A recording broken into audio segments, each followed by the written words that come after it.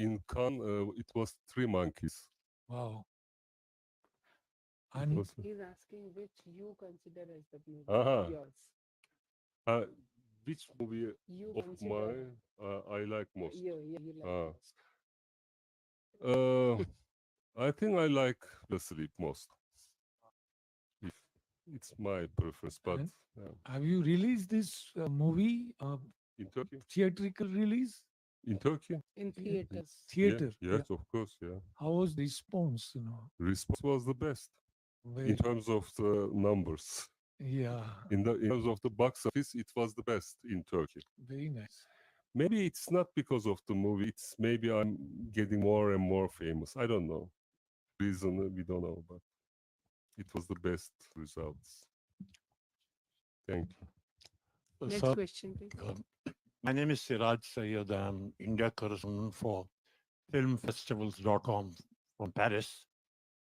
In India, you are a legendary director. Whenever we talk about Turkish cinema, no conversation is complete without a substantial contribution of yours being discussed. And we are very happy that in Goa, 20 years after this festival started, you have come here. So, first of all, welcome to Goa.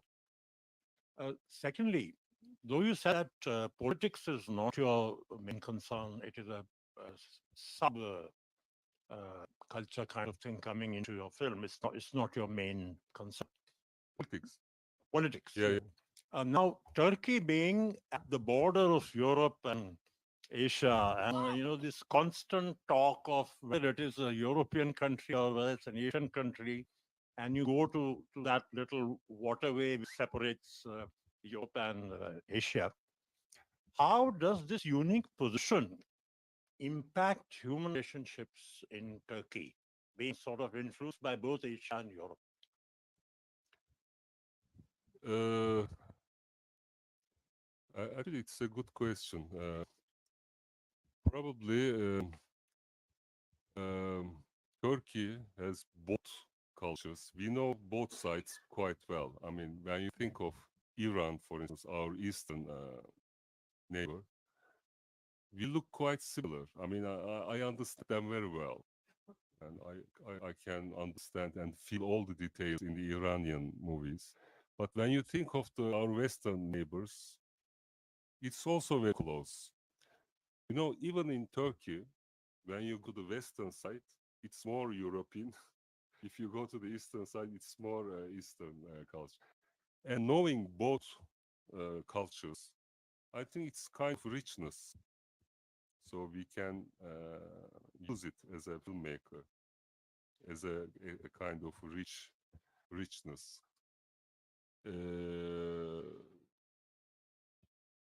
But this also means a kind of struggle, you know.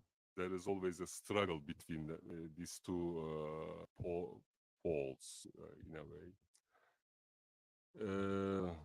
And Turkey tries to find its way in the struggle, and but we'll see. Uh, of course, most of the people wants to be part of the Europe in Turkey, but it's not easy. There are problems. Continuing on the same note, is filmmaking completely free, or is censorship and government interference causing you any kind of problems? Of course, there is a censorship in every country, but the censorship changes. But I think it doesn't prevent the artist. Sometimes motivates. You know, you find a way to get rid of the censorship in a way. So it makes you more creative in a way. For if you talk about my cinema, my cinema is not so not in the risky places, you know. So I didn't have any problem of censorship for my. But there may be some other friends who makes a different kind of cinema, and they struggle with censorship maybe more. But for my cinema, it's not a problem. It was not a problem in my films. Thank you. Sir, I'm Harish from Mumbai. I think, your film, Profoundly Moving, it was. You have touched the core of relationships and the web of intricacies, this thing. So I find one of the central area of your film is the insecurities of men. When you talk about masculinity, it has been interrogated very beautifully and with so many layers and nuances. So the vulnerable side of men, which normally do not get portrayed very easily, even by well-known feminist male filmmakers who will make film on women, but to make film about the vulnerable side of men, I think that the film brilliantly says. So maybe you can elaborate a little bit your thought on this aspect, the insecurity of men. Yes, I think it's also a good question, but it's very hard to speak in English for me. Yes, because I make films about my fears, about my weak sides, and about my insecurity and everything. So I know this aspect of life best, when I just look at my own soul. So I can put more details about this since I am one of them. And my whole life, since the childhood, I always felt insecure in life, and I always felt kind of stranger, alone, lonely wherever I am. So all these feelings is a good subject for me to make a film. Other subjects actually doesn't interest me that much because this subject I had to do films because I need it. It's like a therapy for me. Otherwise, I don't find enough motivation to make films. For instance, like I can't make a film about political things because I think journalists also can write them. You don't need an artist for that, I think, that much. But this ambiguous stuff, I search for it through the films because I never tell the stories that I know. I make films about something which is ambiguous for me as well. I search through the films. Next question, please. Yeah. Mike. Hmm? Mike. Your age. Yeah. Which area you want? Which area? What is your genre? What type of Ne? Tür, genre. Um, I don't like genre cinema actually. I prefer. No.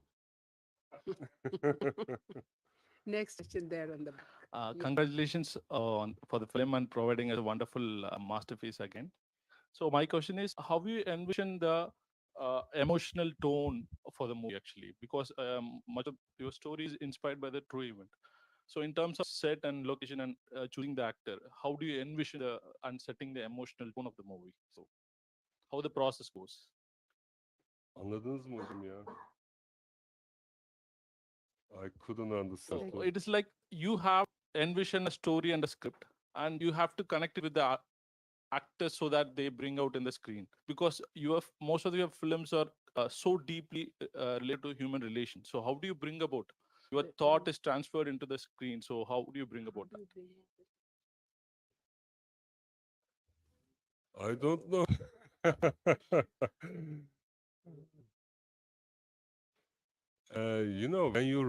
When you start writing a film, you never know what to write.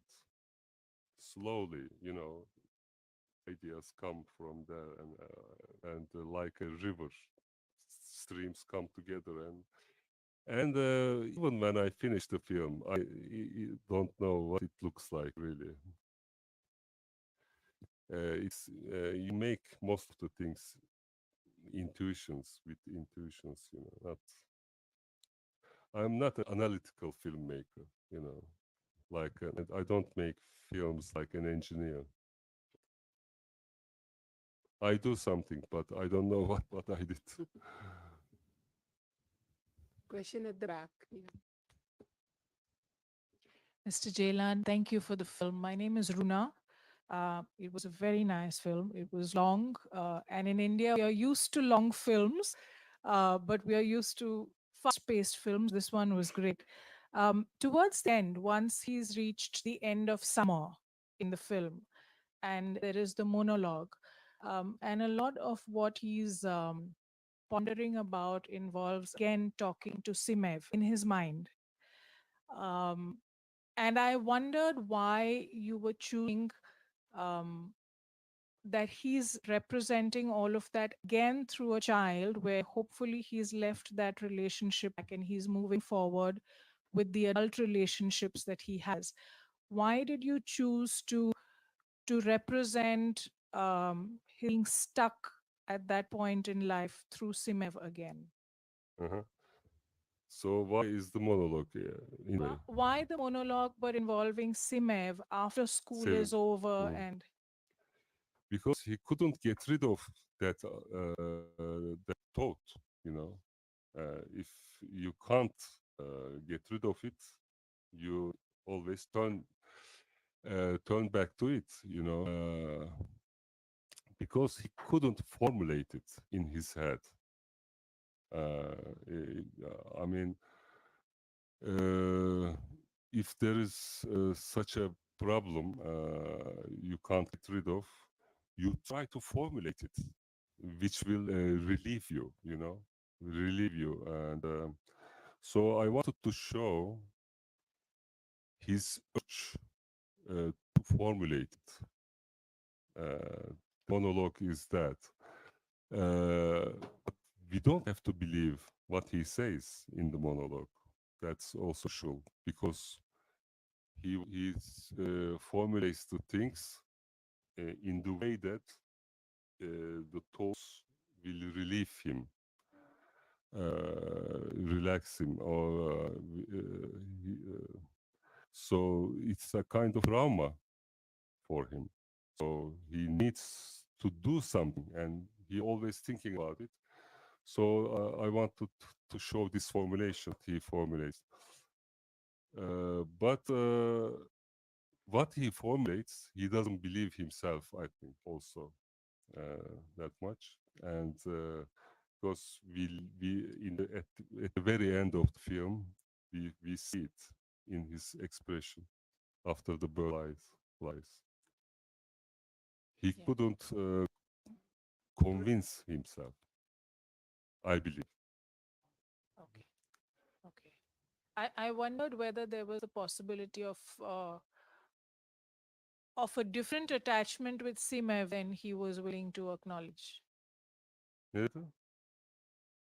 Can you repeat again? I said I wondered whether it was possible that most of the time he is trying to show that he sees Simev as a child, but is there the possibility by her being in the monologue that he actually doesn't see her like that and has a different thought for her? Sorry. You have to explain again. Um, Uh, Make it simpler, please. I actually don't know how. So Simev is a child to Yeah. him, yeah? And in all the time that he's trying to discipline her and tell her to do what is right, he's trying to, I felt like he's trying to reinforce to himself also that she's a child. But when it's the final monologue and it's about where his life is going, she is there in that.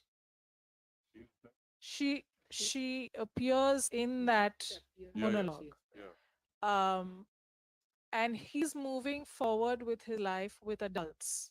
So, what is the reason for her being in that particular space of his mind?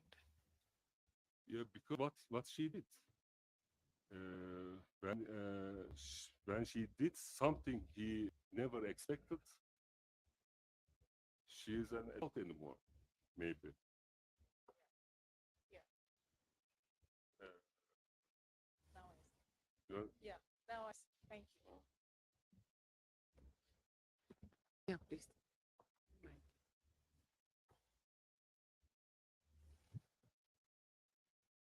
Right. I'm Sandeep. I'm a cinematographer. So I have this question about Close to the mic. when you in the process of writing, when you start working with actors. So in most of your film, we see long conversations and like heavy debates and a detailed conversation, and every character bring in something. Like I think it's very important perspective of that character comes. So while working on shoot or even in rehearsal, uh, do you incorporate those things in your writing or in film, which is coming from actors in improvisations?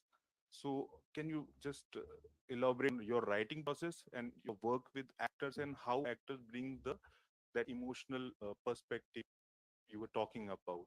mhm. I don't like rehearsals much.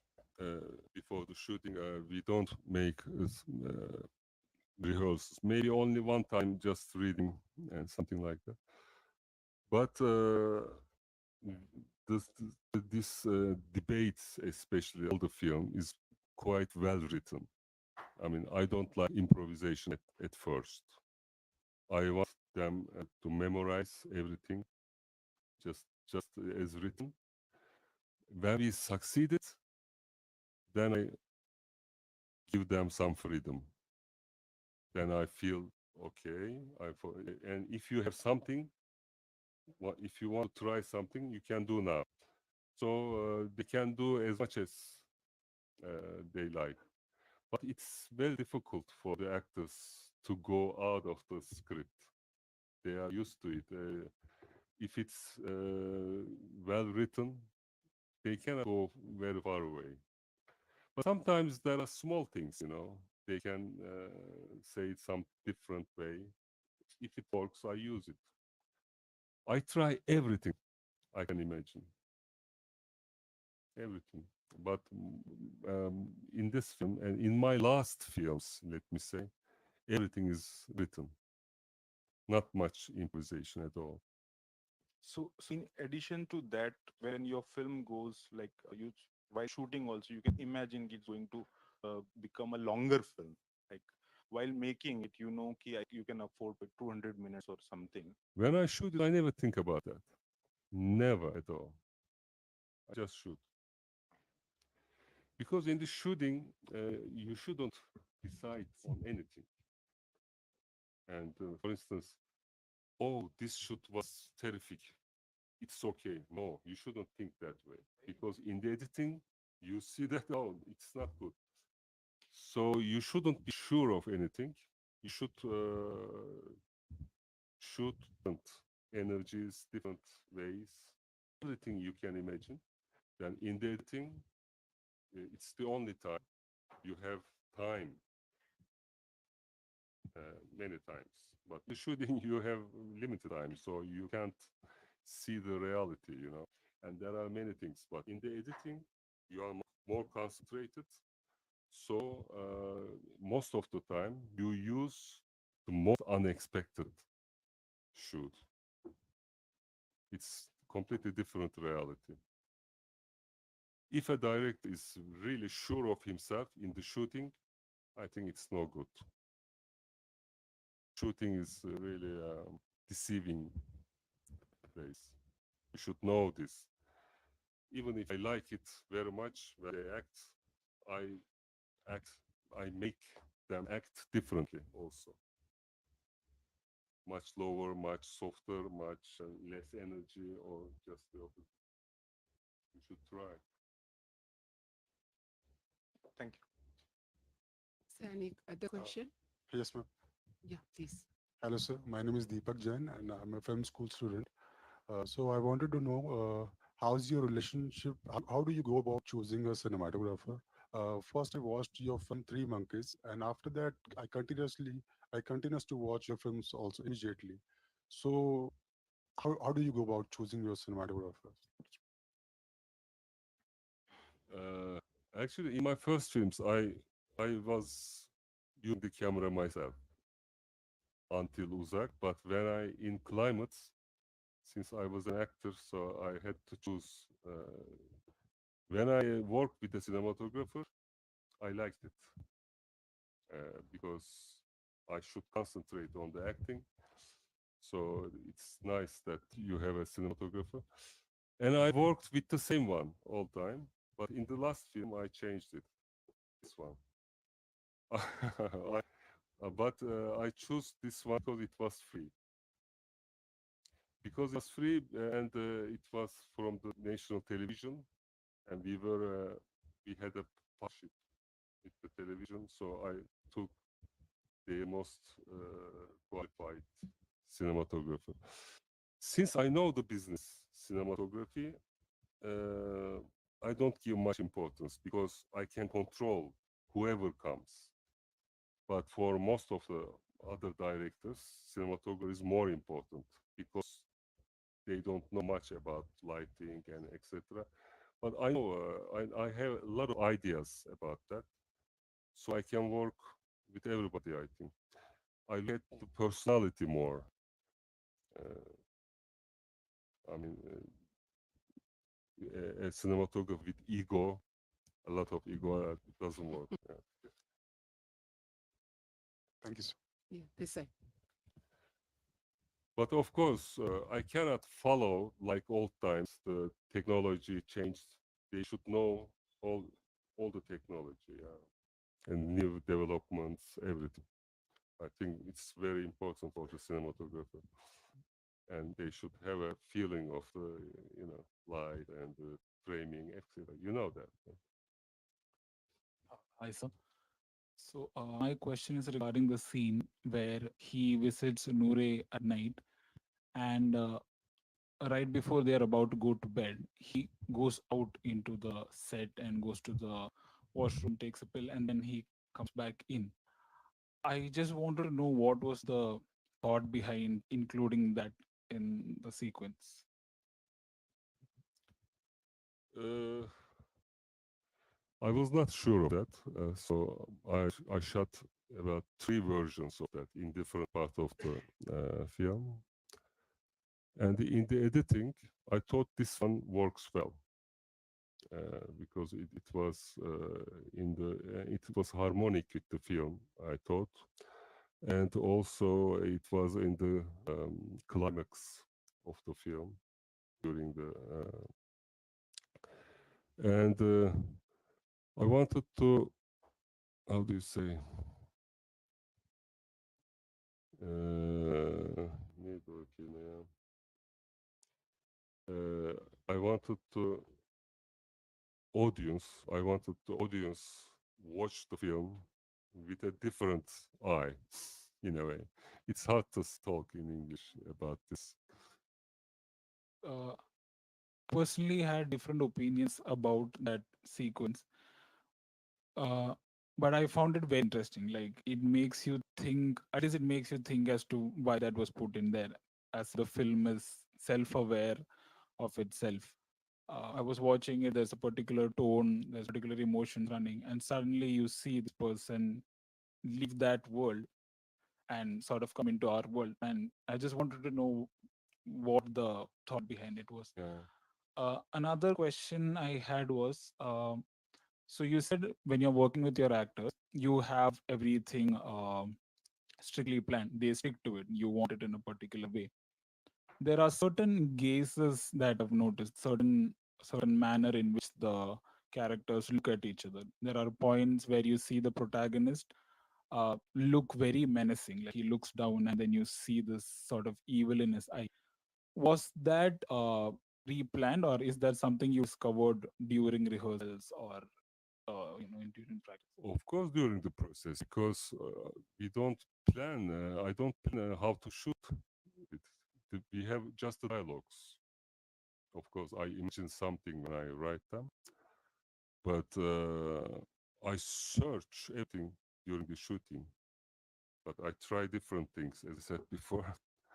And in the editing, maybe I used something else. I mean, I shoot something for some other scene, but I use it for somewhere else sometimes, you know. So it's about human psychology. You know, it's very unexpected and very surreal in a way. And in the editing, if you have a lot of materials, I think you can make a lot of things about the human nature. It's unexpected side of it. Thank you, sir. So now we don't have any questions. So thank you very much for Thank this you. Thank you. interaction and have a wonderful stay in India. Thank you very And much. thank you all.